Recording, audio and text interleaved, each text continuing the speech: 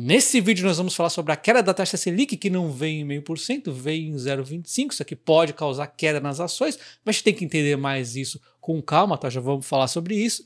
E vamos falar também sobre a Taesa, que anunciou dividendos e mudou a política de pagamento de dividendos. Então a política mudou. Eu acho que aí está, inclusive, o ponto mais importante para a gente falar hoje, tá? Vou comentar aqui sobre a queda da taxa Selic, que afeta o valuation das empresas e acaba, muitas vezes, causando queda nas ações da Bolsa, principalmente aquelas que têm dívida maior, como, por exemplo, a Cosan. A gente já viu que elas vêm em queda já há um certo tempo, então o mercado já vinha se antecipando a essa possibilidade, mas tem que aqui analisar com calma, inclusive, quem votou no quê, tá?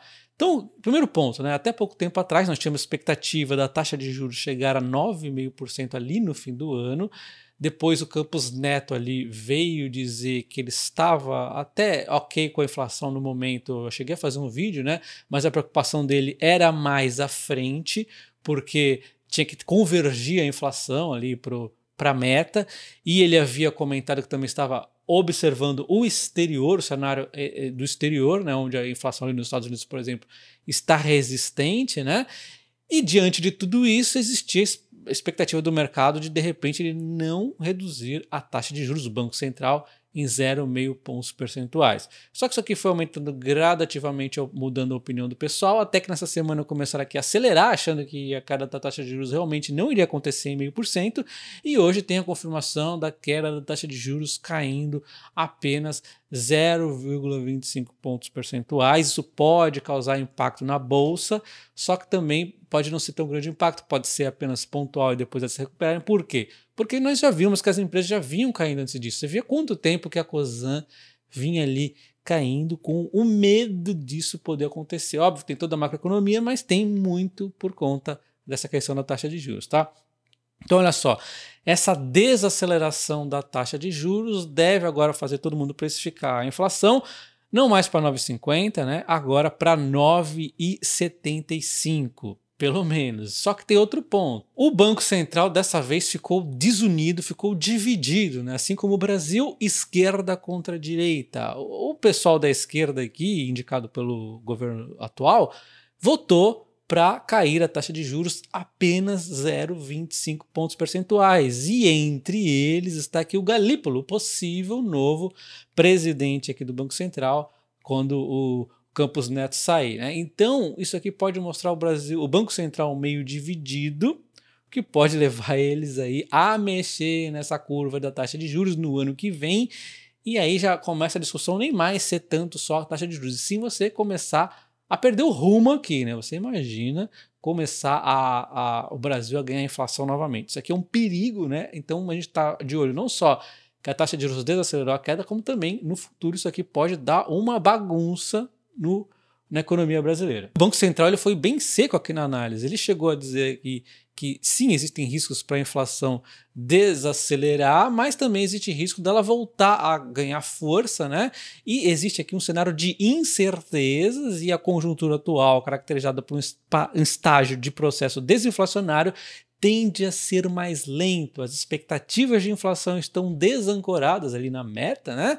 E o cenário global é desafiador, demanda serenidade e moderação na conduta da política monetária, e aí eles decidem, então, não por unanimidade, 5 votos contra 4. Então, na minha opinião, a taxa de juros brasileira vai continuar caindo 0,25 até o fim do ano, tá? Vai ficar ali em 9,75 mesmo.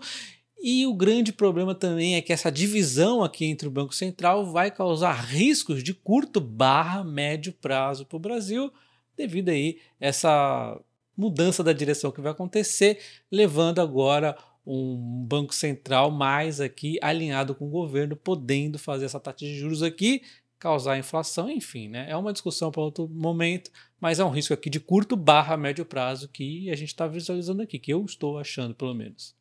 E agora vamos então falar sobre o anúncio de dividendos que a Taesa fez e depois vamos falar sobre a política de dividendos, tá? Então o anúncio de dividendos na verdade é um JCP, então ele tem aquele R, né, de 15%, já vou falar do líquido, tá?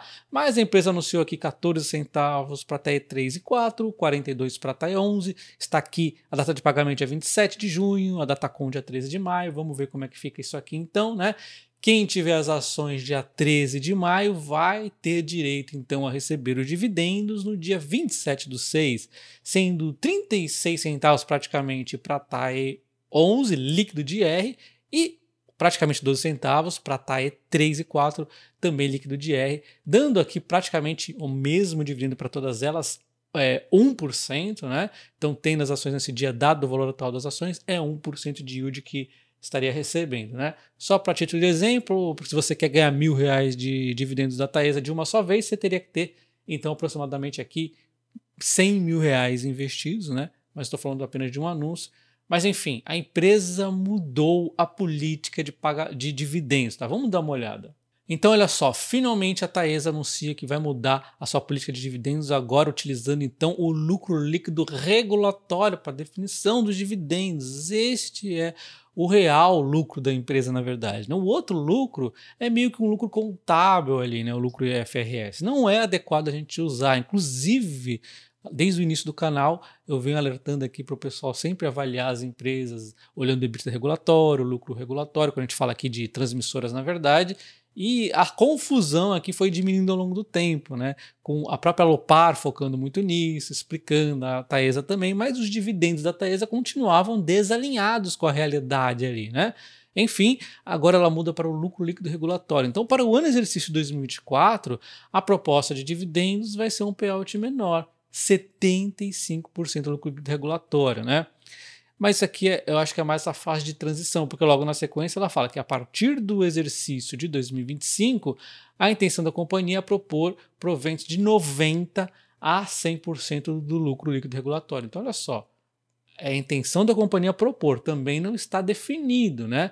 Definido está 75% do lucro regulatório para 2024. 2025, provavelmente de 90% a 100% vai ser ali conversado ainda, né? Mas para ser sincero, eu gosto mais do estilo ali da Transmissão Paulista, que ela define então o lucro líquido regulatório em 75% no mínimo, ou seja, você sabe que você vai ganhar bons dividendos com a Transmissão Paulista, ao mesmo tempo ela tem uma certa folga ali de 25% para ela estar podendo ali investir se ela quiser.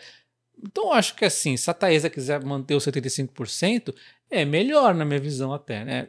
Não é bacana ficar pressionando aqui, colocando esse lucro líquido aqui novamente em valores muito altos, 90% a 100%. Quando ela quiser pagar mais, ela paga mais. Se não, paga 75%. Enfim, ela também manteve aqui um mínimo que é de 50% do lucro líquido ajustado ao IFRS. Então, ela sempre vai comparar um com o outro. Se o lucro líquido IFRS for maior do que 75%, ou que seja daqui a pouco 90%, 100% do lucro líquido regulatório, aí ela vai pagar o IFRS caso seja maior. Caso contrário, ela paga ali, então, os 75% ou aqui 90%, 100% do lucro líquido regulatório, né? Mas já disse a minha opinião. Por mim, ela deixava 75% do lucro líquido regulatório, nem precisava aumentar para 90 a 100, porque dá uma flexibilidade maior para a empresa ali, né? No caso da Alupar, por exemplo, nesse momento, ela está usando aí 50% do lucro líquido regulatório. Aliás, vamos frisar um seguinte ponto, né? A Transmissão Paulista ela usa aqui como prática o pagamento mínimo de 75% do lucro regulatório, mas não é obrigatório, né? Inclusive, quando aconteceu toda essa questão dela focar nos investimentos, o pessoal todo ano fica com medo. Será que ela vai pagar 75%? Será que não vai ser menos? Porque ela não é necessariamente obrigada, mas ela sempre está ali confirmando, né? Vou pagar 75% do lucro líquido regulatório, né?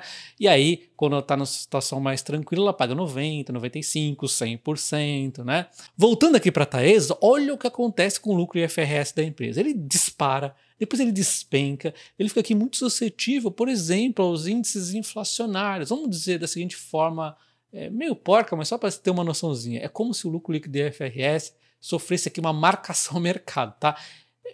Uma comparação um pouco porca, mas assim, dá para você ter essa noção de que ele vai ficar suscetível, por exemplo, aos índices inflacionários muito mais do que deveria estar. E aí acontece toda essa volatilidade, deixando os dividendos imprevisíveis, inclusive, e faz muito mais sentido o lucro líquido regulatório. Ela já poderia aproveitar e já encaixar aí um 75% ali do mínimo para o dividendo, né? Eu achava mais pertinente. Então a Taesa, que vem sendo uma ação muito volátil recentemente, inclusive vem tentando buscar aqui um ponto de equilíbrio, né? Aqui na casa dos 35,50 aproximadamente. Vamos ver como reage amanhã as ações, né? Porque o lucro líquido regulatório eu acho muito mais bacana, mas talvez essa faixa de transição, colocar ali 75% de payout, sem garantir que nos anos seguintes vai realmente ir para 90%, 100%, enfim, né? Vamos ver como é que o mercado reage. Eu gostei dessa mudança, mas o mercado vai decidir amanhã o que eles vão fazer com a cotação, tá? Mas deixa aí nos comentários o que você achou dessa mudança na política de pagamento de dividendos da Taesa. Não se esqueça do like no vídeo e também sua inscrição no canal. Um abraço.